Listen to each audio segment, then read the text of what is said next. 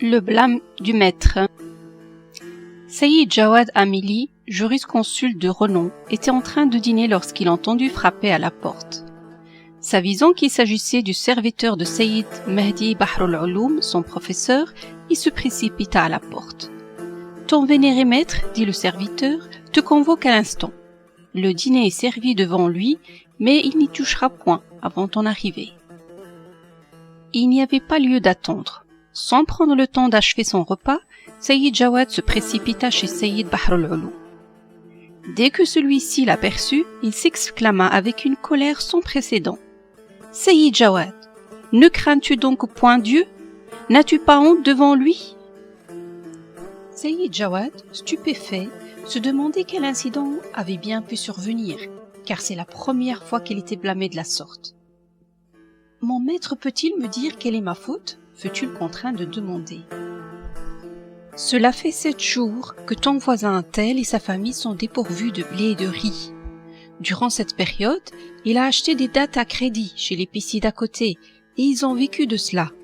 Aujourd'hui, lorsqu'il y est retourné pour se procurer des dattes, l'épicier lui a dit avant qu'il ait le temps d'ouvrir la bouche, « Tes dattes sont élevées. » En entendant cette phrase, il a eu honte de redemander un crédit et il est rentré chez lui les mains vides. Ce soir, lui et sa famille n'ont rien à dîner. Je jure par Dieu que je n'étais pas au courant de cette histoire. Si je l'avais su, j'aurais subvenu à leurs besoins. Là est la raison de mes éclats de voix. Pourquoi es-tu resté dans l'ignorance de la situation de ton voisin?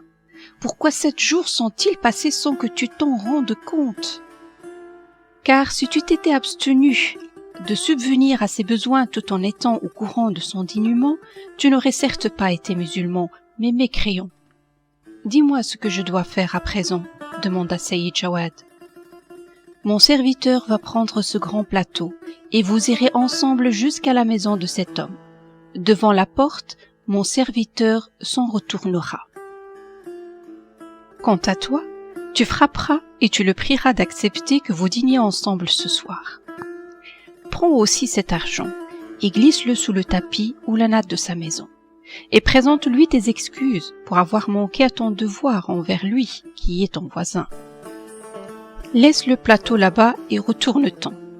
Quant à moi, je resterai assis là, et je ne dînerai point avant que tu reviennes m'apporter des nouvelles de cet homme croyant. » Le serviteur prit le grand plateau de nourriture, contenant différents mets savoureux, et se mit en route en compagnie de Sayyid Jawad.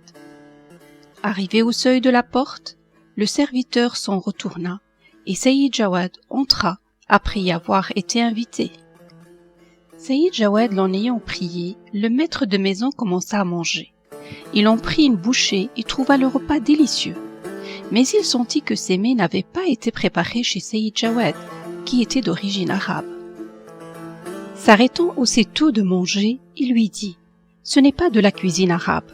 Ce repas ne vient donc pas de chez toi.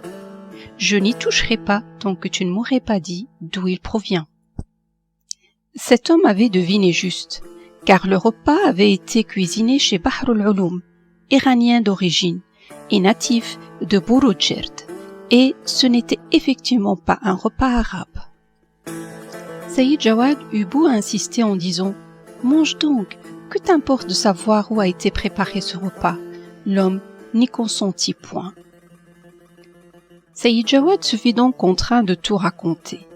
Lorsqu'il eut entendu son récit, l'homme mangea le repas, mais il resta plongé dans une grande surprise.